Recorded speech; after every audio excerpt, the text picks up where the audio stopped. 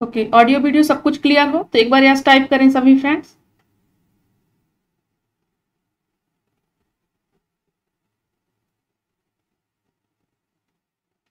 अगर audio video सब कुछ क्लियर है तो एक बार थम्स अप दिखाएं।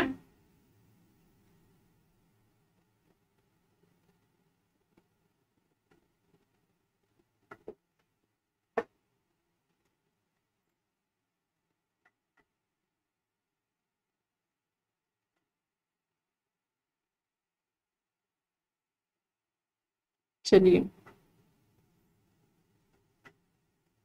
सब कुछ क्लियर है भाई।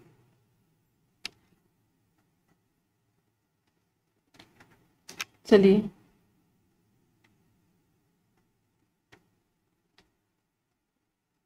चलिए तो भाई क्लियर। बिल्कुल।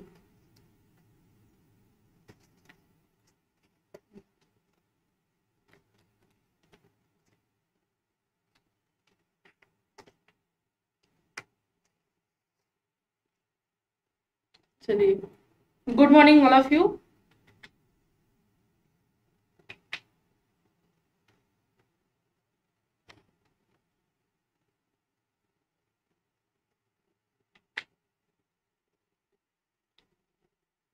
चलिए, good morning all of you. मैं सरिता मिश्रा आप सभी के सेल्फ स्टडी क्लासेस पर स्वागत करती हूँ। उम्मीद करती हूँ आप लोग बिल्कुल बढ़िया होंगे, स्वस्थ होंगे, प्रसन्न होंगे। चलिए,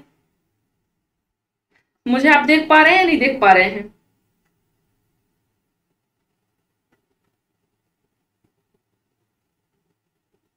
चलिए, सब कुछ क्लियर है ना? क्लास स्टार्ट करते हैं। चलिए,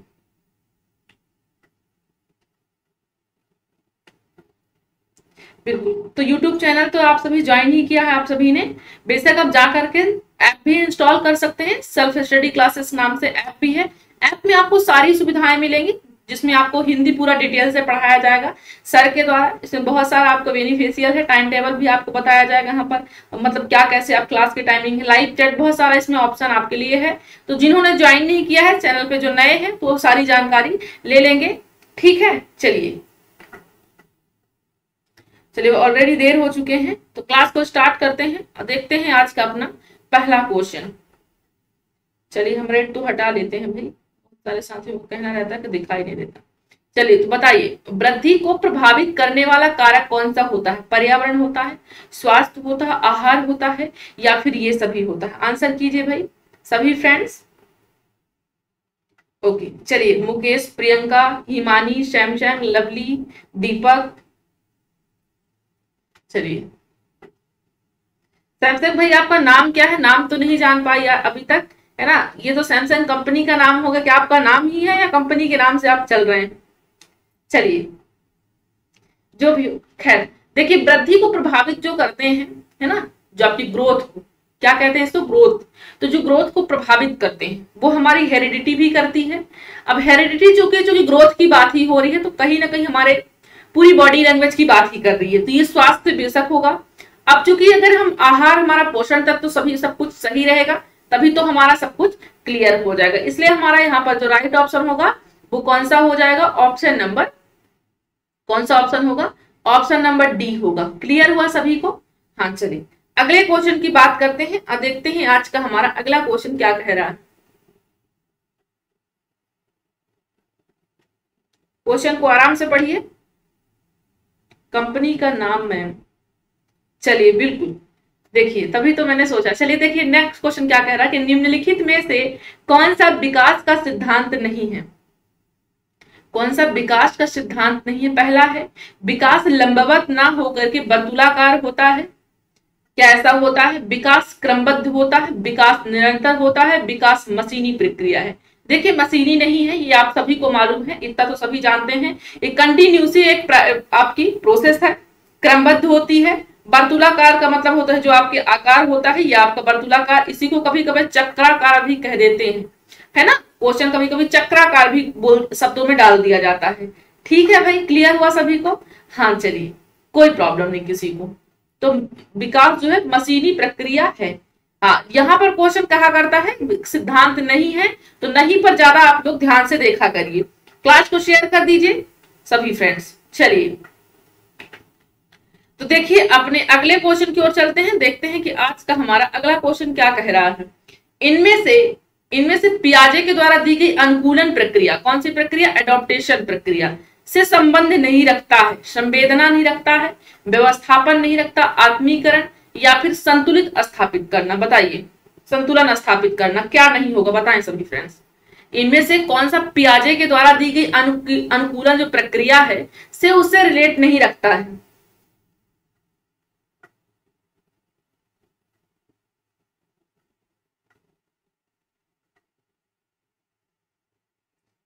चलिए भाई क्लास को शेयर कर दीजिए, है ना, क्लास को शेयर कर दीजिए, कम से कम अपना 50 से 60 ले जाया करिए। नहीं क्लास अगर आप लोग का ऐसे ही रिस्पॉन्स रहा तो फिर उतना मोटिवेशन मुझे भी नहीं मिलता, है ना।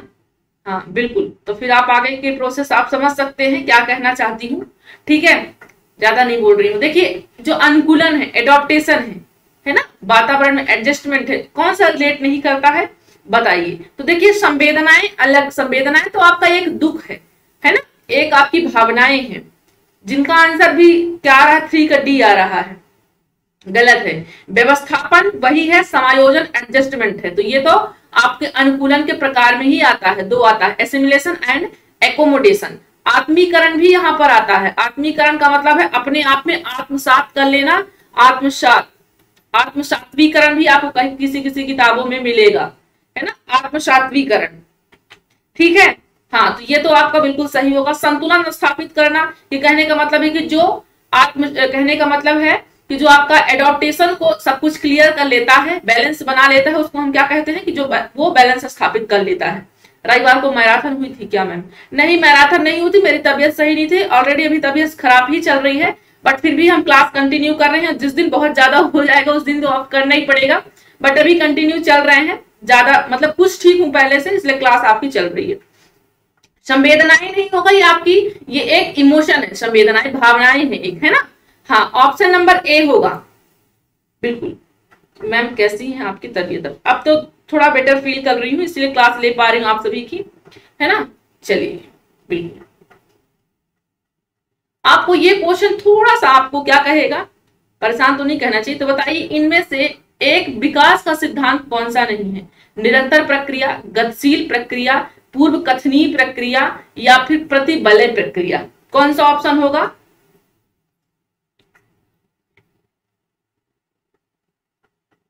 हाँ देखते हैं दीपक, कल करते हैं या फिर संडे को कर लेते हैं, क्योंकि संडे को और भी क्लासेस नहीं रहती हैं तो मैं फ्री रहती हूँ। हमको आपकी क्लास नहीं मिली, दोस्त ने कॉल करके लिंक शेयर किया है।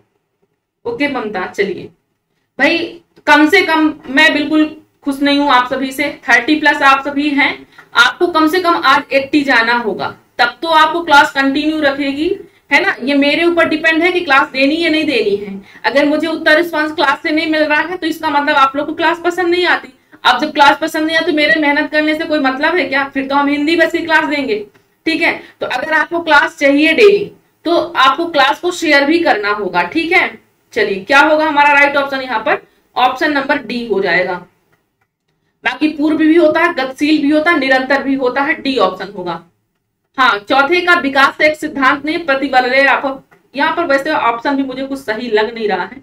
निरंतर प्रक्रिया तो कंटिन्यू चलती है, गतिशील भी होती है, ये भी आपको। पूर्व कथनीय प्रक्रिया का मतलब है कि आपका जो विकास होता है पूर्व से रिलेटिव ही होता है। अगर आपके पूर्व में बॉडी लैंग्वेज में कोई ना कोई अगर बीमारी है या फिर कह लीजिए कि कोई वीकनेस है तो वो आपको कहीं ना कहीं परेशान ही करेगी, ठीक है। हाँ चलिए अगले क्वेश्चन की बात करते हैं, देखते हैं कि क्या कह रहा है। देखिए निम्नलिखित में से कौन सी किशोरावस्था की मुख्य समस्याएं हैं? निम्नलिखित में से कौन सी किशोरावस्था की मुख्य समस्याएं हैं? आंसर कीजिए। संवेगात्मक समस्याएं हैं, समायोजन की समस्याएं हैं, शारीरिक परिवर्तन की समस्याएं हैं या फिर उपयुक्त सभी है। मैम अगर आप कम से कम 30 क्वेश्चन रखोगे तो क्लास में ज्यादा बच्चे आएंगे, क्योंकि पेपर में 30 क्वेश्चन आते हैं। कल 30 क्वेश्चन ला के देखो। चलिए भाई कल ला के देते हैं, देखते हैं, ठीक है दीपक, कल हम 30 क्वेश्चन रखेंगे, ठीक है। हाँ कल हम 30 क्वेश्चन ला करके देखते हैं और देखते हैं आपकी क्लास में संख्या क्या है, ठीक है। चलिए इतना रिस्क हम कल ले रहे हैं, ठीक है दीपक, लेकिन आपको बिल्कुल 100 पार जाना होगा कल, ठीक है। हाँ बिल्कुल ठीक है। अब ये आप लोग ही नहीं कहा है, इसलिए हम कल यहाँ पर 30 क्वेश्चन रखेंगे, और आपके अगर 100 प्लस नहीं रहते हैं तो फिर आपके 20 में फिर से आ जाएंगे, ठीक है। चलिए देखिए, संवेगात्मक समस्याएं हैं, समायोजन की समस्याएं हैं, शारीरिक परिवर्तन की समस्याएं हैं, या फिर उपयुक्त उपयुक्त सभी हो जाएगा, है ना। हाँ बिल्कुल उपयुक्त सभी हो जाएगा। चलिए सभी समस्याएं आपके किशोरावस्था में आती हैं। चलिए अगले क्वेश्चन की बात करते हैं, देखते हैं कि हमारा अगला क्वेश्चन क्या कह रहा है।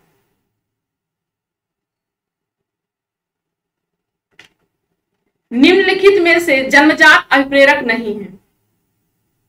प्यास है, निद्रा है, भूख है, या फिर सुरक्षा है, बताइए। आंसर कीजिएगा सभी फ्रेंड्स, मैं पूरी कोशिश करेंगे हम। चलिए बिल्कुल अच्छी बात है, फिर अगर आप कोशिश करेंगे तो फिर हम भी कोशिश करेंगे, है ना।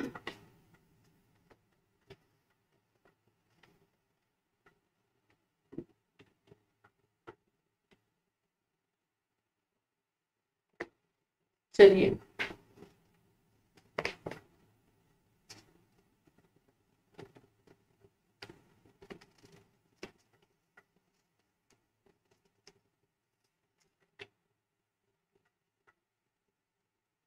हाँ, आप सभी ने पढ़ा होगा, है ना, मैस्लो का सिद्धांत आप सभी ने पढ़ा होगा, ठीक है भाई।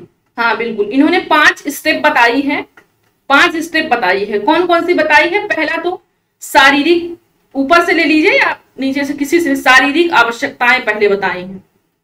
जैसे कि नोट कर लीजिएगा, मैस्लो का ये सिद्धांत है, मैस्लो का सिद्धांत, आवश्यकता सिद्धांत, ठीक है। चलिए पहला स्टेप उन्होंने बताया शारीरिक आवश्यकताएं। शारीरिक आवश्यकताएं में क्या क्या आएगा आपका, या इसी को जैविक जैविक आवश्यकताएं भी कहते हैं कभी कभी। हाँ देखिए, पहला क्या हो जाएगा, भूख हो जाएगा, प्यास हो जाएगा, नींद हो जाएगा। इतनी चीज की आपकी शारीरिक रूप से आवश्यकता हर व्यक्ति को होती है, ठीक है। चलिए सेकंड स्टेप कौन सा होता है, सुरक्षा की आवश्यकता। सुरक्षा की आवश्यकता, इसमें क्या क्या आवश्यक होता है, इसमें मान लीजिए घर होता है, कपड़ा, घर, है ना, या फिर कोई अन्य रक्षा तंत्र, है ना, ये चीज दूसरी चीज हुई। अगर हम बात करते हैं तीसरी चीज की, ठीक है, तो इसमें क्या होता है, हमको समूह की आवश्यकता होती है। हाँ समूह की आवश्यकता होती है कि हमारा भी परिवार हो। अब जब भाई भूख लग रही है, खाना भी मिल गया, कपड़ा भी मिल गया, अब यहाँ पर फ्रेंड सर्कल भी बनाना पड़ता है, कोई हमारा परिवार हो, कोई दोस्त हो, कोई यार हो, समाज की आवश्यकता होने लगती है। ये कौन सा पहला स्टेप है, ये दूसरा स्टेप है, समूह की आवश्यकता तीसरा स्टेप है। चौथे स्टेप में क्या है, सम्मान की आवश्यकता होने लगती है व्यक्ति को। तो नोट कर, पहले तो शारीरिक रूप से हुआ, पहले शारीरिक रूप से हमको क्या चीज को लगा कि भाई शारीरिक रूप से हम कुछ ना कुछ हमको मिले, भूख प्यास हमारी मिटे। दूसरी चीज, जब शारीरिक रूप से हम मेंटेन हुआ तो हमको सुरक्षा की भावना जागृत होने लगी। तीसरा हमको समूह की भावना होने लगी। चौथा हमारा सम्मान, मतलब साथ साथ से ही सब कुछ आ रहा है, सुरक्षा है, समूह है, सम्मान है। सम्मान में लगता है कि सगे संबंधी, हमारा सगे संबंधी जो हो वो हमारे क्या करे, सम्मान दे हमको, ठीक है। ये सारी चीजें उसमें उत्पन्न होने लगती हैं। फिर जो आपका लास्ट होता है आत्मसिद्धि, आत्मसिद्धि का आवश्यकता। इसमें क्या होता है, इसमें जैसे आपने पढ़ा होगा ना, ईद ईगो सुपर ईगो, तो इसमें सुपर ईगो आ जाता है ना। इसमें नैतिकता आ जाती है कि छोड़ो भाई ये सब मायाचार है ना। इतनी सारी चीजें 5 प्रकार की इन्होंने 5 स्टेप मैस्लो जी ने बताया है। तो सभी को अगर क्लियर हो गया हो तो हम बिल्कुल नेक्स्ट चल सकते हैं। हाँ ठीक है। और जो ये आपकी आत्मसम्मान की सिद्धि है, इसको उच्च स्तरीय आवश्यकताएं बताया गया है ना। चलिए अगले क्वेश्चन की ओर हम चलते हैं। सॉरी मैम लेट हो गई, कोई बात नहीं, कोई बात नहीं। चलिए शेरनी है, शेरनी जब भी आएगी है ना तो बिल्कुल लोगों को ऑलरेडी डरा ही देती है। हाँ चलिए भाई, ओके। तो क्या हो जाएगा हमारा यहाँ पर, सुरक्षा हो जाएगा। जन्मजात अनुप्रेरक नहीं है ना, अर्जित है, ठीक है। चलिए अगले क्वेश्चन की ओर चलते हैं। बाल विकास की दृष्टि में निम्न में से कौन सी युक्ति महत्वपूर्ण है? अब जैसे मैंने आपको जस्ट पहले बताया है ना, मैंने जो आपको जस्ट पहले बताया है, ये जन्मजात प्रेरक और ये आपका अर्जित प्रेरक। अब इतने में ही 5 स्टेप में ही आपको निकाला जाएगा। एक तो जन्मजात माना जाएगा और दूसरा अर्जित माना जाएगा। जन्मजात का मतलब जन्म से आप लोग समझ जाते हो कौन सा जन्मजात है, कौन सा आपका अर्जित है। जन्मजात का मतलब है कि जो हर एक व्यक्ति में नेचुरल पाया जाए। भाई भूख लगी है तो हर एक व्यक्ति को लगेगी ना, हमें ना आपको, ऐसा नहीं है कि हमें बस लग रही है आपको बस लगती है, ये नेचुरल है तो ये जन्मजात होगी। और जो भी नेचुरल जो भी चीजें नहीं होगी वो सारी चीजें आपकी अर्जित होंगी, मतलब आप उसे दुनिया से एक्वायर करना चाहते हो। ठीक है, चलिए अगले क्वेश्चन की ओर बात करते हैं। भाई क्या कह रहा है? बाल विकास की दृष्टि में कौन सी युक्ति महत्वपूर्ण है? वंशानुक्रम, वातावरण, भोजन एवं पोषण, प्रेम एवं देखभाल, वंशानुक्रम एवं शिक्षा। बताइए।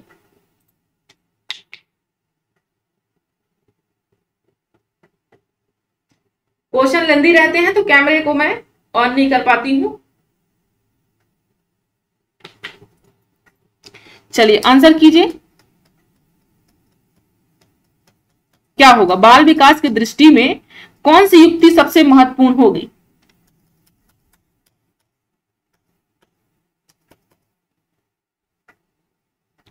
चलिए बताइए।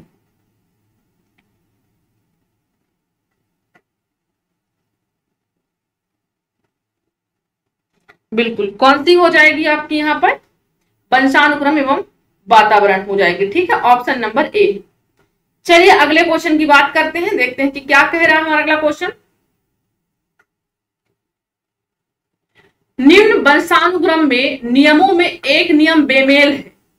निम्न वंशानुक्रम यहाँ पर दिए हुए वंशानुक्रम के नियम दिए गए हैं नीचे, जिनमें से एक ऐसा नियम है जो कि बेमेल है, मतलब उसका मेल नहीं खाता है बाकी 3 नियम से। एक ऐसा नियम इसमें इंक्लूड है, तो उसे पहचानिए जो कि वंशानुक्रम का नियम नहीं। बताइए। समानता का नियम, भिन्नता का नियम, निरंतरता का नियम या फिर प्रतिगम का नियम। बताइए।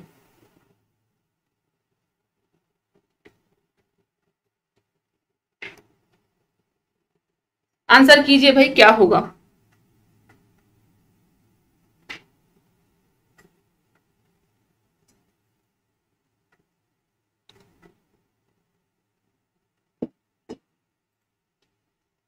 कम से कम 50 से 60 तो शेयर कीजिए आप सभी लोग, कम से कम 50 से 60 आज तो शेयर कीजिए, है ना। मेरा भी मनोबल बढ़ाइए और अपना स्वयं, ठीक है, ताकि आपको भी पता चले कि कंपटीशन क्या है। देखिए एक चीज आपने पढ़ा होगा, विकास में पढ़ा होगा, है ना। विकास में आपने पढ़ा होगा कि निरंतरता का विकास होता है, कि जो आपका डेवलपमेंट होता है वो आपका कंटिन्यू चलता रहता है, ये आपका विकास का सिद्धांत होता है। लेकिन वंशानुक्रम का नियम नहीं होता है कि आपके कहने का मतलब है, वंशानुक्रम से मतलब तात्पर्य ये है कि जब आपका विकास होता है, जो वंशानुक्रम आपका विकास होता है, इतने इतने प्रकारों से आपका विकास होता है। पहला देख लीजिए आप सभी लोग, समानता का नियम क्या कहता है? समानता का नियम ये कहता है जैसे माता पिता होते हैं, जैसे माता पिता होते हैं वैसे ही बच्चे होते हैं, बच्चे होते हैं। ठीक है, ये आपका समानता का नियम कहता है। भिन्नता का नियम क्या कहता है? इसी को भिन्नता को ही कभी कभी विभिन्नता भी कहा जाता है ना। कभी कभी विभिन्नता भी इसको कहा जाता है। ये किस प्रकार का नियम होता है? विभिन्नता का मतलब है कि जो आपके बच्चे होते हैं वो कभी कभी संतान के क्या होते हैं? विपरीत होते हैं, है ना। जो आपके कभी कभी जो संतानें होती हैं वो माता पिता से विपरीत गुण पाए जाते हैं। विपरीत गुण कहने का मतलब ये है कि अगर पिता क्या है, पिता मान लीजिए कि बदमाश है तो बेटा बिल्कुल ईमानदार हो जाता है। ठीक है, अब तीसरा या चौथा प्रतिगम का नियम, इसी को प्रतिगम को प्रत्यागमन का भी आप लोग कहीं कहीं किताबों में पढ़ा होगा आपने, प्रत्यागमन का सिद्धांत। ये क्या कहता है? ये कहता है कि ये बिल्कुल विपरीत हो, मतलब कि इसमें थोड़ा भी गुण नहीं पाए जाते हैं, है ना। हाँ, यहां पर जो मैंने आपको भिन्नता बताया है, तो ये समान ना होकर के क्या होते हैं? अलग होते हैं। विपरीत इसमें नहीं कहा जा सकता, इसको अलग होते हैं, अलग गुण होते हैं। लेकिन जो प्रत्यागमन कहता है, प्रत्यागमन का ये मतलब ये है कि ये आप बिल्कुल विपरीत। आपने एक पढ़ा होगा, मैंने आपको बताया था किसमें, गमन का गमन का जैसे आगमन होता है, आपने गमन का उल्टा क्या होता है, आगमन, है ना। तो अब इसमें क्या होता है, गमन, प्रत्यागमन में आप देख रहे हैं गमन जुड़ा हुआ है, तो मतलब गमन यानी जाना, आगमन यानी, है ना, गमन यानी क्या होता है, जाना, आगमन यानी आना, तो वैसे ही प्रत्यागमन हो जाएगा, है ना। गुण क्या है, बिल्कुल विपरीत हो जाएंगे, ठीक है। हाँ हाँ, एक दूसरे के वही हो, ठीक है। बाकी निरंतरता का जो नियम है ये आपका सिद्धांत है, ये नियम नहीं है, ये निरंतरता का सिद्धांत है, जो कि विकास में, कि विकास एक निरंतर चलने वाली प्रक्रिया है। क्लियर हुआ सभी को, कोई किसी को डाउट हो बिल्कुल तो आप सभी बता सकते हैं, ठीक है भाई। हाँ चलिए, हाँ ये जो सारे नियम होते हैं बेसिकली ये आपके वैज्ञानिक लोग देते हैं। कौन देता है, वैज्ञानिक लोग शोध करके बताते हैं कि जो आखिर बच्चे का विकास हो रहा है वो किस प्रकार से हो रहा है ना। ये वैज्ञानिक लोग शोध करके बताते हैं। समझ नहीं आया ममता, देखिए समानता का नियम ये कहता है कि माता पिता के समान ही बच्चों का गुण होता है, जो जो गुण माता पिता में थे वही गुण बच्चे में आ गए थे, समानता का नियम कहलाता है। भिन्नता का नियम ये कहता है ना, कि अगर माता पिता क्या है, कम प्रतिभाशाली हैं तो बच्चे क्या हो जाएंगे, बहुत ज्यादा प्रतिभाशाली। जब अगर पेरेंट्स कम पढ़े लिखे हैं तो बच्चे ज्यादा पढ़ लिख लेंगे, तो मतलब कम और ज्यादा, ज्यादा डिफरेंस नहीं हुआ आपके भिन्नता में, थोड़ा सा भिन्न होते हैं। जो प्रतिगम होता है, ये आखिरी वाला प्रतिगम या इसी को प्रत्यागमन कहते हैं, ये बिल्कुल विपरीत होता है। अगर पेरेंट्स कैसे हैं, बहुत ईमानदार हैं तो बच्चा बिल्कुल चोर निकलेगा, है ना, ये बिल्कुल विपरीत होता है। अब चूंकि भिन्नता में आप लोग परेशान हो जाओगे कि ये सेम है तो कैसे पहचानेंगे, यहाँ पर थोड़ी सी भिन्नता पाई जाती है, लेकिन यहाँ पर बिल्कुल पूरा विपरीत पाया जाता है। क्लियर हुआ सभी को। चलिए अगले क्वेश्चन की बात करते हैं। भाई देखिए क्या कह रहा है हमारा क्वेश्चन। भाई आप सभी 40 प्लस हैं, कम से कम आज 60 जाइए, है ना। धीरे धीरे मेरा मनोबल गिरता है कि भाई मेरे फ्रेंड्स क्लास शायद पसंद नहीं आती है, इसलिए क्लास को शेयर नहीं हो रहा है ना। बिल्कुल, तो क्लास को शेयर करिएंगे तो मुझे भी अच्छा लगेगा और मैं भी क्लास देने के लिए डेली मोटिवेट हो पाऊंगी, है ना। चलिए भाई देखिए क्या कह रहा है क्वेश्चन, कि दो व्यक्तियों के मध्य मान लीजिए ये राम है तो ये श्याम है, इनके बीच गपशप हो रही है। होने वाली प्रतिक्रिया जो व्यक्ति के मानसिक स्वास्थ्य में सुधार लाती है। देखिए दिन भर अगर कोई व्यक्ति गुमसुम रहता है ना तो ऑलरेडी बीमार हो जाता है, इसलिए कहते हैं बातें करते रहने चाहिए, पर जरूरत से ज्यादा नहीं। खुश रहना बहुत जरूरी होता है हर एक व्यक्ति में, वो एक प्रकार की दवाई ही है। तो देखिए स्वास्थ्य में सुधार लाती है, वह कहलाती है, क्या कहलाती है, निर्देशन कहलाती है, अंतरक्रिया, साक्षात्कार या फिर परामर्श कहलाती है। बताइए कौन सा ऑप्शन होगा भाई। हाँ बिल्कुल, क्या हो जाएगा, अंतरक्रिया। अंतर का मतलब है एक दूसरे से की हुई क्रिया, है ना, अंतरक्रिया इसको कह सकते हैं, जो कि ऑप्शन नंबर बी में हमारा बिल्कुल, मैम सबसे अलग हूं, सबकी हेल्प करती हूँ। बिल्कुल ममता, होना भी चाहिए ऐसे, ठीक है। चलिए अगले क्वेश्चन की बात करते हैं, देखते हैं कि हमारा अगला क्वेश्चन क्या कह रहा है। शैशव काल को जन्म से 5, यहां पर 5 नहीं होगा 3 होगा, है ना। हाँ, जन्म से 3 की आयु तक किसने माना है। शैशव काल को जन्म से 3 वर्ष तक, 3 वर्ष की आयु तक किसने माना इस चीज को। रॉस ने, कॉलसैनिक ने, सिली ने, एर्नस्ट जॉस ने। बताइए शैशव काल को जन्म से 3 वर्ष की आयु तक किसने माना है। रॉस ने, कॉलसैनिक ने, सिली ने, एर्नस्ट जॉस ने। बताएंगे सभी फ्रेंड्स। चलिए इंटरव्यू होता है, हाँ बिल्कुल होता है। ओके, आंसर करेंगे सभी फ्रेंड्स। राइट ऑप्शन किसको जाएगा भाई।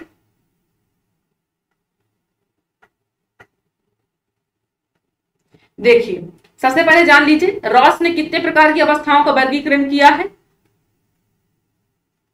कितने प्रकार का किया है, 4 प्रकार का। जैसे मैंने आपको हरलाख का 10 प्रकार बताया है, अवस्थाओं को उन्होंने बांटा है, रॉस ने 4 प्रकार बांटा है। कौन कौन से बांटा है। पहला शैशवावस्था। शैशवावस्था कब से कब तक इन्होंने बताया है, जन्म 1 से 3 वर्ष, या इसी कह सकते हो, या 1 से 3 वर्ष, कहीं कहीं जन्म से भी मिल जाता है तो आप 1 से 3 वर्ष ही मान लो, ठीक है। जन्म मत लिखो आप, 1 से 3 वर्ष ही मान लो शैशवावस्था, ठीक है। 1 से 3 वर्ष, 1 से 3 वर्ष है। दूसरा जो हो जाएगा आपका पूर्व बाल्यावस्था। पूर्व बाल्यावस्था 3 से 6 वर्ष। तीसरा जो है 6 से उत्तर बाल्यावस्था। 6 से 12 वर्ष। चौथी एज है आपकी किशोरावस्था। किशोरावस्था को 12 से 18 वर्ष। इन्होंने इतनी ही वर्षों का वर्गीकरण किया, इतनी ही अवस्थाओं को बताया। किसने? रॉस ने, 4 प्रकार से। हाँ, जन्म से 3 वर्ष, या किसी अलग अलग किताबों में अलग अलग राइटर ने अलग बताया। कोई 1 से 3 वर्ष बताते हैं, कोई जन्म से 3 वर्ष। वैसे आप बेसिकली जन्म से 3 वर्ष ही ले लो, है ना। हाँ, देखिए रॉस ने तो 4, ऐसे ही जोन्स ने भी बताया है ना। जोन्स ने भी बताया है। जोन्स ने कितने प्रकार का बताया है?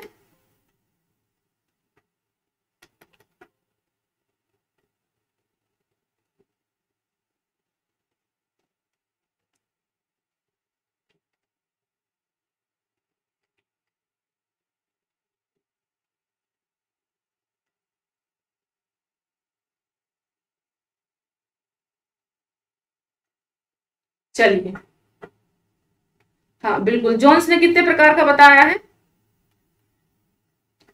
एक सेकंड। इन्होंने भी 4 अवस्थाएं बताई, जोन्स ने भी। कौन कौन सी बता मैम? राजगढ़ की शेरनी फालतू का कमेंट कर रही है। अच्छा, देखिए जोन्स भाई एक दूसरे से मिल करके रहे, है ना। देखिए शैशवावस्था का एज कब से कब तक है? शैशवा इन्होंने जन्म से 6 वर्ष माना है। इन्होंने जन्म से 6 वर्ष माना। किसने? जोन्स ने शैशवावस्था को जन्म से 6 वर्ष माना है, पहला। दूसरी एज इन्होंने बताई है बाल्यावस्था। बाल्यावस्था को क्या बताया इन्होंने? 6 से 12 वर्ष। तीसरा इन्होंने किशोरावस्था को कब से कब बताया है? 12 से 18 वर्ष। और चौथी इन्होंने प्रौढ़ावस्था भी बताई है। क्वेश्चन बन जाते हैं कौन से किन्होंने किस प्रकार की एज बताई है। चलिए, इतने वर्ष उन्होंने बताया है। अगले क्वेश्चन की, यहां पर मैंने आपको रॉस, यहां पर राइट ऑप्शन होगा रास होगा, ठीक है। चलिए अगले क्वेश्चन की बात करते हैं।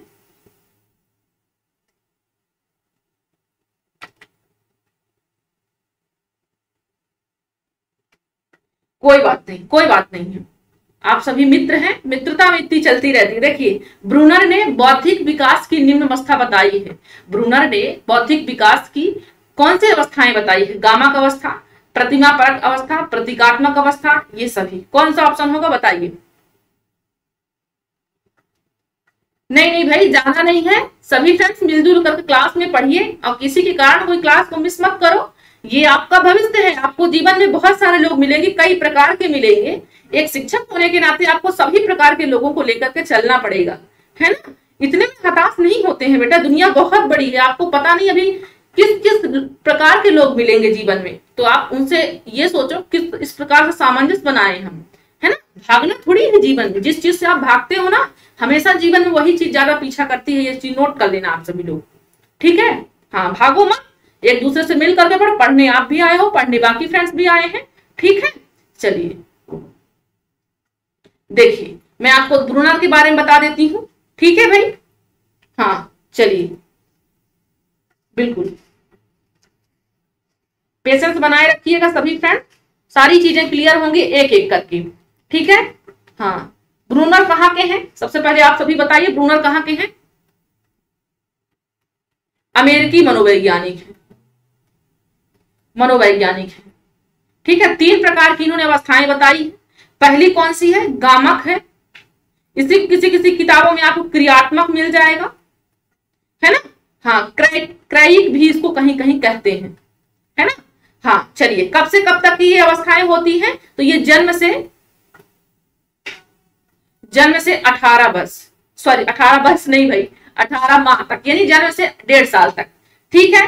हाँ, यहां पर बच्चा क्या करता है? मान लीजिए चलना, रोना, चिल्लाना, इन सारी एक्टिविटी से वो अपना काम निकालता है। यहाँ पर जो बच्चा काम करता है जन्म से 18 माह तक, वहां पर चलने के मतलब द्वारा, रोने के द्वारा, चिल्लाने के द्वारा, इस प्रकार से ये एक्टिविटी करता है। गामक का मतलब है कि अपनी स्वयं की बॉडी लैंग्वेज से जो एक्टिविटी करता है ना। हाँ, वो हुआ। दूसरे की अगर हम बात करते हैं, दूसरी अवस्था की, प्रतीकात्मक, प्रतिमात्मक। एक सेकंड वेट करें, मैं आ रही हूं, एक सेकंड।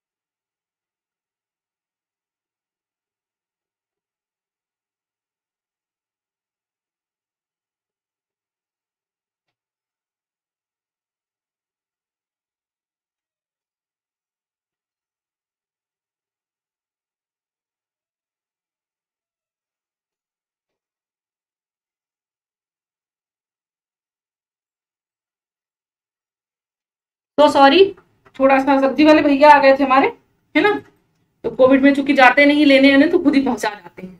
ठीक है, हाँ देखिए, कोई बात नहीं, सो सॉरी। ठीक है भाई, ओके। देखिए हमने दूसरी कौन सी एज बताई है, प्रतिमात्मक, है ना। हाँ, इसी को और क्या कहते हैं, आपने प्रतिमा पार्क देखा भी है ना। हाँ चलिए, आइकॉनिक भी इसको इंग्लिश में कहते हैं, आइकॉनिक कहते हैं। ठीक है, हाँ, पहले को इनएक्टिव कहते हैं, दूसरे को आइकॉनिक कहते हैं। ठीक है भाई, चलिए, प्रतिमात्मक की कौन सी एज होती है, प्रतिमा, प्रतिमा का मतलब होता है कोई मूर्ति, मूर्ति, प्रतिमा का मतलब जैसे आप दुर्गा जी की मूर्ति, दुर्गा जी की प्रतिमा, गणेश जी की प्रतिमा, है ना। हाँ, हुआ कुछ भी नहीं था एक्चुअली, इससे टाइम होता है, सब्जी वाले भी आते हैं, वो पहुंचाते हैं दूसरे तीसरे दिन करके। ठीक है, चलिए, तो देखिए यहाँ पर प्रतिमात्मक भी हुआ, मूर्ति यहां भी हो जाएगा। प्रतिमा का मतलब होता है मूर्ति। ये कब से कब तक होता है, तो ये 1.5 से 6 वर्ष तक, है ना। इसमें जो भी काम करेगा बच्चा, वो मूर्ति देख करके ही काम करेगा। ठीक है, कोई आकार, कोई प्रत्यक्ष तरीके से। ठीक है, चलिए, तीसरी एज की अगर हम बात करते हैं, सांकेतिक, सांकेतिक, इसी को क्या कहते हैं, सांकेतिक को है प्रतीकात्मक, प्रतीकात्मक संकेत, है ना। यहां पर जो आपके लिखा है प्रतीकात्मक, पहला, दूसरा आपका प्रतिमात्मक, प्रतिमा होती है, तीसरा आपका सांकेतिक, किसी को प्रतीकात्मक कहते हैं। इसकी जो एज होती है वो कौन सी होती है, 6 वर्ष के बाद शुरू होती है। ठीक है, जैसे 1.5 साल से 6 वर्ष, तो ये 6 वर्ष के बाद शुरू होती है। ठीक है, हाँ चलिए, आप सभी ने पढ़ा होगा, ब्रूनर जी ने जो थ्योरी दी है, जैसे जीन पियाजे ने दी है, तो पियाजे की थ्योरी को ही इन्होंने आगे बढ़ाई है। उन्होंने 4 प्रकार बताई है और इन्होंने 3 प्रकार बताया है। ठीक है, हाँ बिल्कुल, चलिए, हाँ, तो हमारा जो भौतिक विकास की निम्न अवस्था चारों होती हैं, ऑप्शन नंबर डी होगा। चलिए भाई, अगला क्वेश्चन कीजिए, क्या कह रहा है।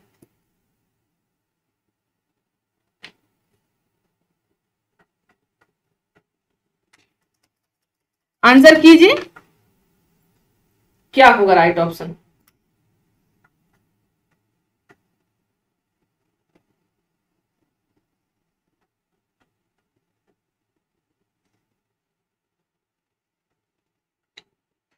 ओके,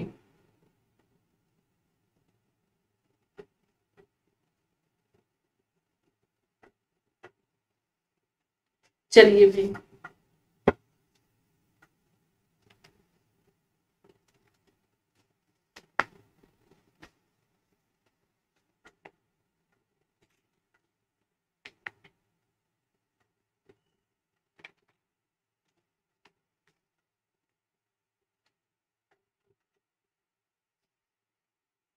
बिल्कुल, क्या हो जाएगा यहां पर, राइट ऑप्शन हमारा ऑप्शन नंबर ए, क्रोध हो जाएगा, है ना। युष्य होता है युद्ध करने की इच्छा। ए ऑप्शन बिल्कुल लगातार आ रहे हैं। एक बार मैं आपको थोड़ा सा बता देती हूँ, है ना। 14 प्रकार की मूल प्रवृत्ति इन्होंने मैकडूगल जी ने बताई है। पहली कौन सी बताई है, पहली मैं यहां पर लिख देती हूं, मूल प्रवृत्ति, और दूसरा संवेग। संवेग थोड़ा छोटा होता है, मूल जो प्रवृत्ति होती है, जैसे कि मान लीजिए आपका नाम कोई घर पे रामू है, तो आपका मूल नाम क्या हो जाएगा, रामू का मतलब स्कूल में आपका कोई बड़ा नाम हो जाएगा, है ना, घनश्याम हो सकता है। शॉर्ट में आपको घनु घनु घर में बोल देते हैं ना, बीनू जैसे किसी का लॉन्ग नाम है 2 से 4 शब्दों का, उसी को शॉर्ट करके घर पे बोल दिए, तो मूल ये शब्द ये होता है, बाकी इसका संवेग होता है। तो देखिए, पहला संवेग जो होगा भय, इसकी मूल प्रवृत्ति क्या है, इसको पलायन कहते हैं, इसी को भागने की प्रवृत्ति कहते हैं, प्रवृत्ति। अब आप लोग ट्रिक से ध्यान रखिएगा, क्योंकि क्वेश्चन तो बनते ही 100% बनता है। तो भय जब होता है ना, तो बच्चे अपने आप भागने लगते हैं। तो ये आपका ये भागने की प्रवृत्ति हुई कि नहीं हुई। जब भय आता है, कोई बाघ या शेर सामने आ गया, तो व्यक्ति भागने लगता है। तो पहला क्लियर हुआ सभी को, भय से भागना क्लियर हो गया। चलिए, दूसरा देखते हैं क्रोध। दूसरा हम संवेग देते हैं क्रोध। क्रोध का क्या होगा, युयुत्सा, युयुत्सा, इसी को क्या कहते हैं, युद्ध प्रियता। तो आप सभी को मालूम है, क्रोध में व्यक्ति, हर एक व्यक्ति चाहता है कितना ना लड़ूं इस व्यक्ति से, कितना युद्ध करूं, है ना। तो चूंकि क्रोध है, तो क्रोध में युद्ध करना लाजमी है, तो ये भी क्लियर हुआ। चलिए, तीसरा अगर हम देखते हैं घृणा। अब घृणा का क्या होगा, घृणा का होगा विकर्षण। इसी को और किस नाम से जानते हैं? दूसरों को नापसंद करना। ठीक है, तो ये होता, चूंकि घृणा में लोग दूसरे को देखना पसंद नहीं करते हैं। ठीक है, ये क्लियर हुआ चौथा। तो हमारा 3 क्लियर हुआ, भय हो गया, क्रोध हो गया, घृणा हो गया। अब चौथा होता है वात्सल्य। वात्सल प्रेम भी होता है। वात्सल का तो बहुत सरल है, संतान, चूंकि वात्सल का मतलब संतान भी, छोटे छोटे बच्चे जब होते हैं तो ऑब्वियसली हम उनसे कितना प्रेम करते हैं, कितना लगाव करते हैं, है ना। संतान कामना हो जाएगा, संतान कामना हो जाएगा। इसी को शिशु रक्षा भी कहते हैं। अब जो वात्सल्य है, वात्सल प्रेम होता है, क्योंकि भगवान राम जब छोटे थे तो उनको वात्सल प्रेम के तहत उनको समझाया गया था बहुत सारी स्टोरी किताबों में। ठीक है, हाँ, तो बिल्कुल क्या हो जाएगा, संतान कामना हो जाएगा, शिशु रक्षा किसका हो जाएगा? वात्सल का। वात्सल छोटा बच्चा है ना, कहने का मतलब एग्जाम्पल ट्रिक है, तो ये शिशु हो जाएगा। क्लियर हुआ सभी को? चलिए अगला देखते हैं कष्ट। कष्ट का क्या हो जाएगा? संवेदना। अब कष्ट एक प्रकार की क्या है? एक आपकी भावना है। सोचो तो कष्ट है, नहीं सोचो तो सब कुछ खुशी ही खुशी है। तो चूंकि एक संवेदना है, आपके मन की भावना है संवेदना। ठीक है, इसी को दया की प्रवृत्ति भी कहते हैं। अब चूंकि कष्ट कोई दिखाएगा यार, बहुत ज्यादा कष्ट है घर पे आजकल हमारे, तो क्या हो जाएगा? दया की प्रवृत्ति से उसको कोई देखने लगेगा, हर कोई, है ना। तो ये हुआ। अब फिर आपका क्या हो? पहला हमारा हो चुका है, दूसरा हो चुका है, तीसरा हो चुका है, चौथा, पांचवा, छठवां कौन सा हो जाएगा हमारा? काम प्रवृत्ति। काम प्रवृत्ति। काम प्रवृत्ति में बेसिकली क्या होता है? कामुकता इसको कहते हैं। इसको क्या कहते हैं? कामुकता। हाँ, इसी को क्या बोलेंगे? मूल जो प्रवृत्ति होती है इसको काम प्रवृत्ति, जो कि सिगमंड फ्रॉयड ने दी है, जिसको लिबिडो भी उन्होंने कहा है, काम प्रवृत्ति, है ना। तो इसको स्क्रीनशॉट ले लीजिए, जस्ट आगे का बताती हूँ। मैम का बच्चे की प्रति प्रेम, हाँ बिल्कुल, माँ का बच्चे के प्रति प्रेम। आप लोग इसको स्क्रीनशॉट ले लीजिए, हम 7वें से बता रहे हैं। ये 6 हमने पूरे कर लिए। ठीक है, हाँ। आश्चर्य फिर हो जाएगा।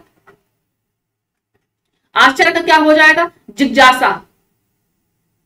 अब इसको ट्रिक मार समझ लीजिए, भाई देख करके आश्चर्य रह गए तो हमको भी जिज्ञासा हुई कि भाई देखें कि किस प्रकार का ये है ना।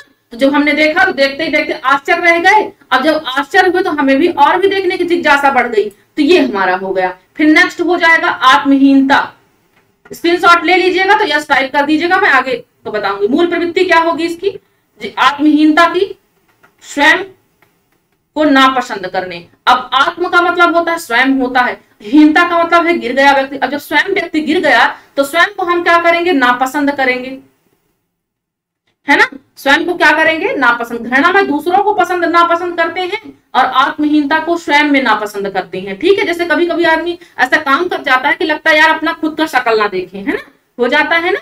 तो आत्महीनता का मतलब यही हुआ। ठीक है, हाँ बिल्कुल। नेक्स्ट हो जाएगा हाँ चलिए हम इसको इरेज कर देते हैं, समझ में ना आ रहा होगा आप सभी को। चलिए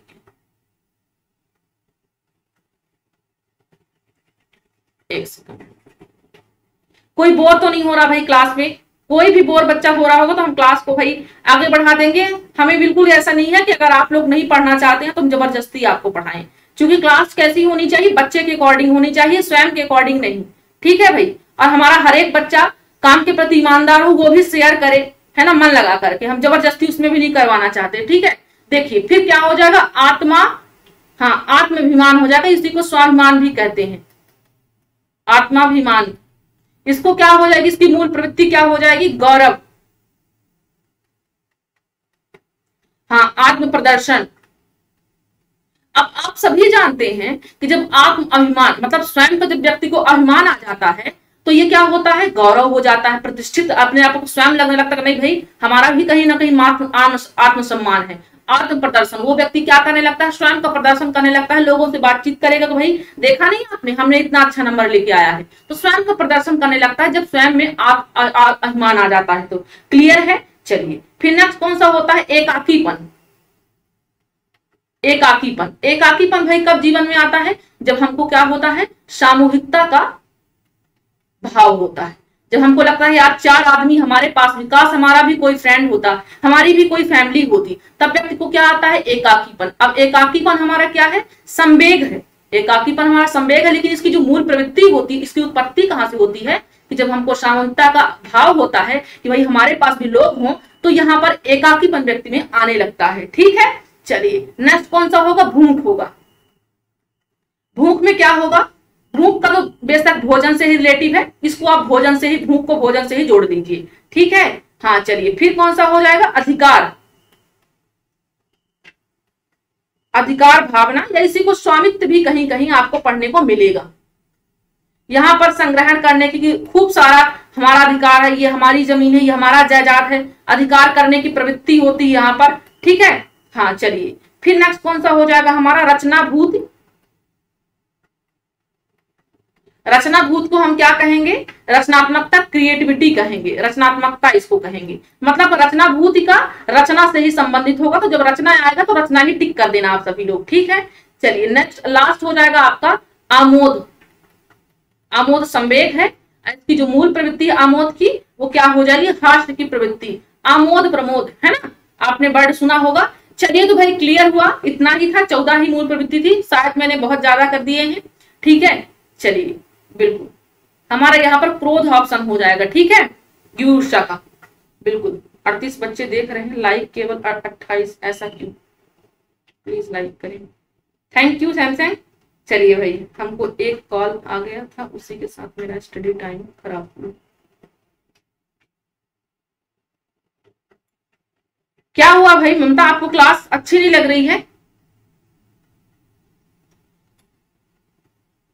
चलिए, निम्न में से कौन सा कथन विकास के संबंध में सही नहीं है, बताइए, कौन सा डेवलपमेंट से रिलेटेड सही नहीं है, बताइए। पहला है, विकास प्रतिमानों की कुछ निश्चित विशेषताओं की भविष्यवाणी की जा सकती है। दूसरा है, विकास का जो उद्देश्य होता है वंशानुक्रम क्षमता का विकास करना होता है। फिर आपका तीसरा होता है, विकास के विभिन्न क्षेत्रों में संभाव्य खतरे नहीं होते हैं। नमस्कार सीता, नमस्कार भाई, सभी को आदाब, सत श्री अकाल। देखिए, प्रारंभिक विकास बाद के विकास से अधिक महत्वपूर्ण होता है। क्या होगा भाई, सभी फ्रेंड्स शेयर करें, और भाई क्लास को शेयर लाइक सभी करें, जो भी आपसे हो पाता है। हमारी तरफ से कोई कमी नहीं होगी, आप निश्चिंत रहिए। हमारे पास जितना भी भगवान ने हमें दिया है ज्ञान, वो बेशक हम पूरा देने का प्रयास करेंगे, है ना। और जो नहीं भी है उसको हम लाने का प्रयास करेंगे कि हमारे अंदर भी आए और हम आपको भी दे पाए, है ना। क्योंकि जो जो बांटे तो बढ़ते जाए, है ना। ये ऐसा है कि ये कभी जितना ही खर्च करोगे आप उतना बढ़ता जाएगा, घटेगा कभी भी नहीं। कौन सा विकास के संबंध में सही नहीं, विकास प्रतिमानों कुछ निश्चित विशेषताओं की भविष्यवाणी की जाती है, सही बात है।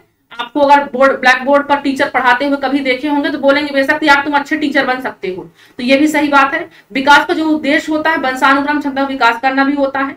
विकास विभिन्न संभाव्य के खतरे नहीं, खतरे होते हैं, इसलिए ऑप्शन सी हो जाएगा, 13 का सी हो जाएगा। विकास के क्षेत्रों में संभाव्य खतरे होते हैं, बेशक होते हैं। चलिए अगले क्वेश्चन की बात करते हैं भाई, क्या कह रहा देखिए, दल या गैंग का सदस्य होने से सामाजिकरण बाल्यावस्था से बेहतर होता है। निम्न में से कौन सा कथन इस विचार के विपरीत है, बताइए।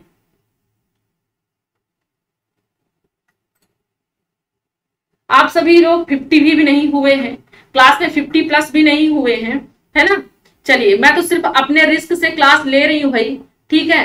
अब आप लोग मुझे मजबूर मत कीजिए कि मैं क्लास को बंद कर दूं, है ना भाई। चूंकि मैं मेहनत करके कंटेंट बनाती हूँ, उसके बाद जस्ट उसके बाद आपको आती हूँ, आपको लगता है बस यही बस मेहनत होती है। हमारे पर्दे के पीछे जितना मेहनत होती है उतना ही सामने भी होती है ना। तो डबल मेहनत होती है। आपको नहीं मालूम, जिस दिन आप इस प्लेटफॉर्म पर आएंगे तब आपको बेशक मालूम होगा कि मैम क्या कह रही थी, सही कह रही थी, गलत कह रही थी। तो जब तक व्यक्ति उस स्टेज पर नहीं आता तो चीजें समझ में नहीं आती हैं। देखिए, कौन से दल या गैंग का सदस्य होने से सामाजिकरण जो होता है वो बाल्यावस्था, दल या गैंग मतलब जब आप समूह में होते हो ना, तो क्या होता है, सामाजिकरण बाल्यावस्था से और भी बेहतर हो जाता है। जब आप 2-4 फ्रेंड साथ में होते हो ना, तो जो भी आपको चीजें नहीं बनती थी ना, 2-4 लाइन आपका फ्रेंड्स आपसे इंग्लिश बोला ना, तो आपको लगा यार क्या बात है, मेरा दमदार, मेरा लास्ट ऑप्शन नहीं दिख रहा है। चलिए, यहाँ पर लड़ाई मोल ले रहा है, नीचे है लड़ाई मोल ले रहा है, लास्ट ऑप्शन है लड़ाई मोल ले रहा है, ठीक है। तो देखिए, हाँ बिल्कुल, इसका जो राइट ऑप्शन होगा वो होगा छोटी छोटी बातों पर झगड़ा करते हुए अपने गैंग के सदस्यों से लड़ाई मोल ले रहा है। ऑप्शन नंबर डी हो जाएगा, डी होगा, डी डी डी। वयस्कों पर निर्भर ना होकर सीखता है, ये सही, जिम्मेदारियों को निभाना, अपने समूहों के प्रति वफादार होना, डी ऑप्शन होगा, छोटी छोटी बातों पर झगड़ा करते हुए अपने गैंग के सदस्यों से लड़ाई मोल लेता है। क्लियर हुआ सभी को? हमको पता है, मैं भी टीचिंग करती हूँ, ममता देवी, बिल्कुल, फिर तो आपको बहुत अच्छे से वाकिफ होंगी। चलिए भाई अगला क्वेश्चन देखते हैं कि क्या कह रहा है। आप सभी 50+ भी हो जाएंगे तो मुझे उतनी खुशी होगी। 60 तो आप सभी अभी तक किसी भी दिन नहीं गए, आप लोगों ने नहीं किया है ना। चलिए फिर भी माँ अपने बच्चों से बहुत देर तक दुखी नहीं होती है ना, बहुत देर तक गुस्सा रह पाती है। देखिए लॉरेंस कोहलबर्ग के द्वारा प्रस्तावित निम्नलिखित चरणों में प्राथमिक विद्यालयों के बच्चे किन चरणों का अनुसरण करते हैं। जो प्राथमिक विद्यालय के बच्चे होते हैं लॉरेंस कोहलबर्ग के अनुसार, तो बताइए किन चरणों का अनुसरण करते हैं। आज्ञा पालन और दंड उन्मुखीकरण, व्यक्तिगत और विनिमय, अच्छे अंतर्वैयक्तिक संबंध, या सामाजिक अनुबंध और व्यक्तिगत अधिकार। जो प्राथमिक स्तर के बच्चे होते हैं वो किस प्रकार का एक्टिविटी करते हैं, आंसर कीजिए, बताइए।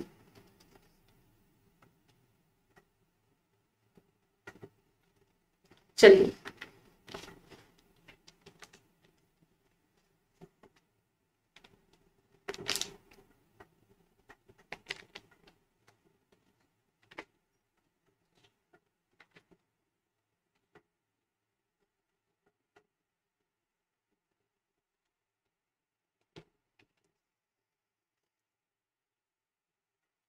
बिल्कुल,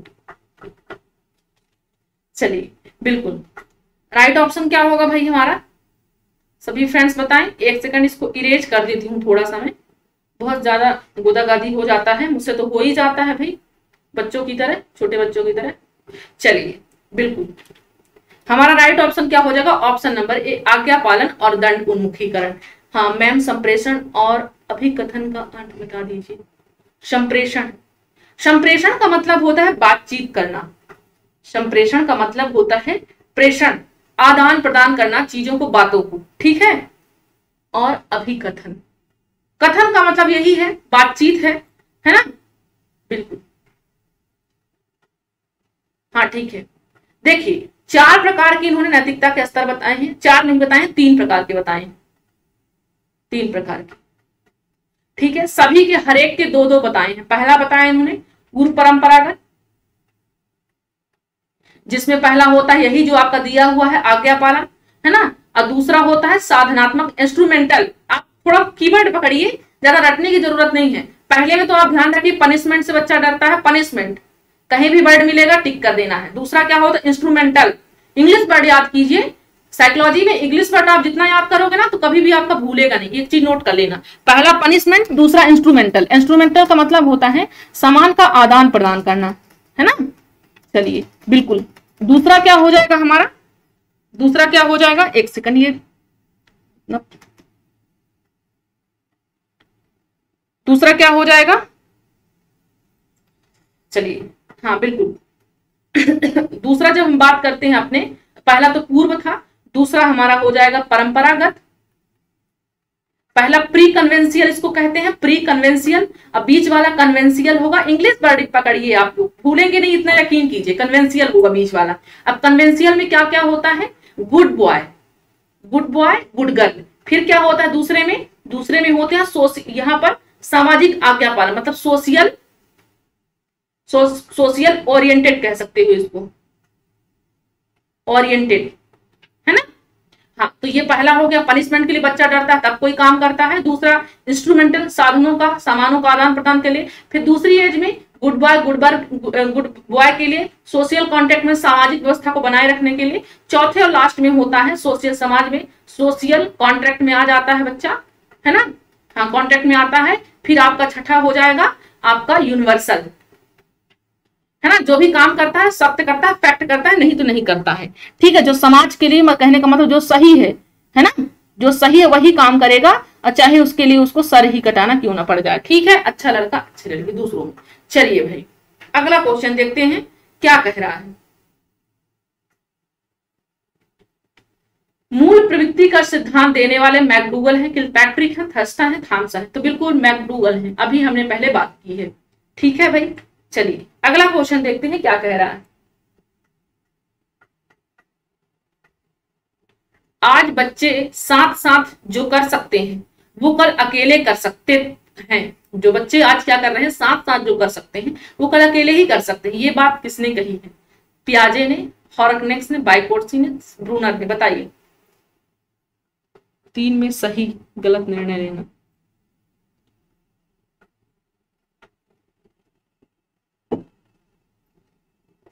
बताइए।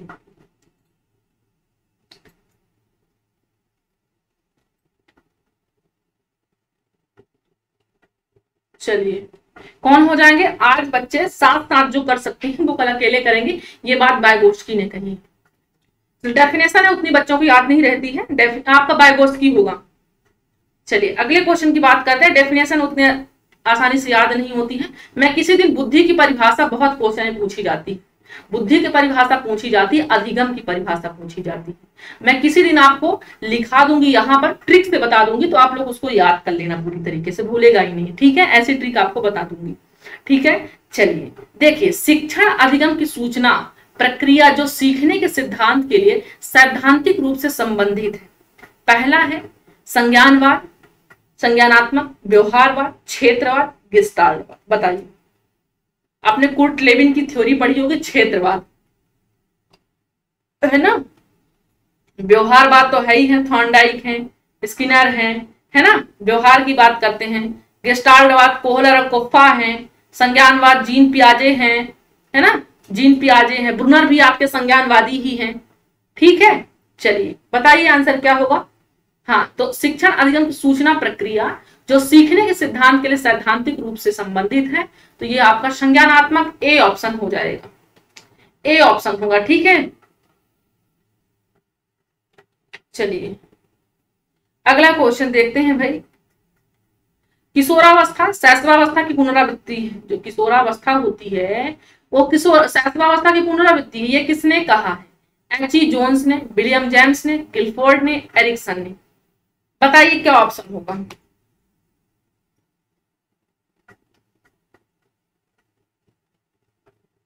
अगर एक दो गलत भी हो जाते हैं तो टेंशन मत लिया करो, है ना? इतना टेंशन नहीं लेते, लाइफ पड़ी अभी, बहुत सारे प्रैक्टिस करने को आप सभी को मिलेगा।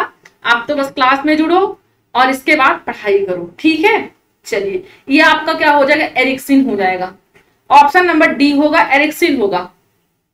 किशोरावस्था शैशवावस्था की एरिक्सन की मनोसामाजिक सिद्धांत आपने पढ़ा होगा, मनोसामाजिक एरिक्सन का, ठीक है? डी होगा, डी डी डी। चलिए अगला क्वेश्चन देखते हैं और लास्ट क्वेश्चन देखते हैं भाई।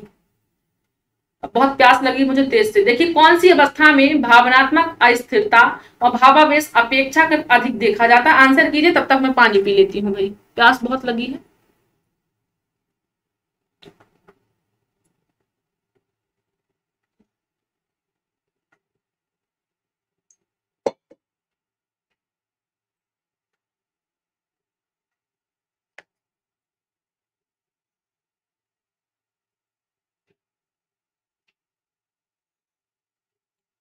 चलिए, कौन सी अवस्था में भावनात्मक अस्थिरता व भावावेश अपेक्षाकृत अधिक देखा जाता है?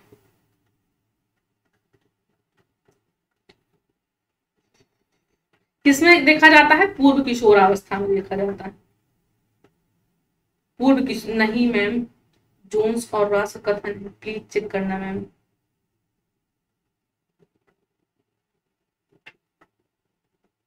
ओके सीता, बिल्कुल चेक करेंगे हम, ठीक है? आप भी एक बार कर लेना, हम भी एक बार कर लेंगे, ठीक है? हाँ ममता, कोई बात नहीं, बहुत कठिन है। चलिए, बहुत अच्छे वो बच्चे होते हैं जो सीखने का बहुत प्रयास करते हैं, ठीक है भाई? हाँ, ऐसा मत सोचिए किसी से गलती नहीं हो सकती है ना? चलिए बताइए। मुझे रंगोली बनाने का बहुत शौक है, तो मैं कहीं पर भी पाती हूँ तो रंगोली बनाने लगती हूँ भाई, है ना? चलिए, तो हमारा ऑप्शन जो होगा ए होगा।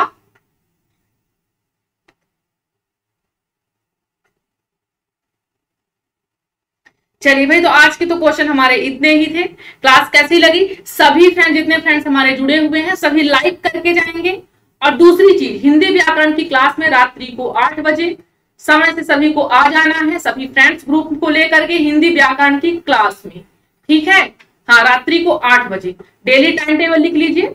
दिन के 11 बजे चाइल्ड डेवलपमेंट रहती है, रात्रि को 8 बजे हिंदी व्याकरण रहती है, रात्रि को 9 बजे हिंदी साहित्य रहती है, सर के द्वारा रहती है, ठीक है भाई? इतना अपना टाइम टेबल है। अब बाकी फ्री आपके प्रीमियर क्लासेस चलती ही रहती है, आप उसको देख सकते हैं।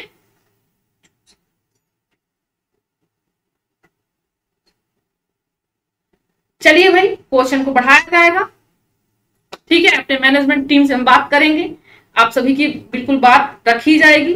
थैंक यू आप सभी का, अपना स्नेह बनाए रखिएगा, अपना साथ भी बनाए रखिएगा, ठीक है, बिल्कुल।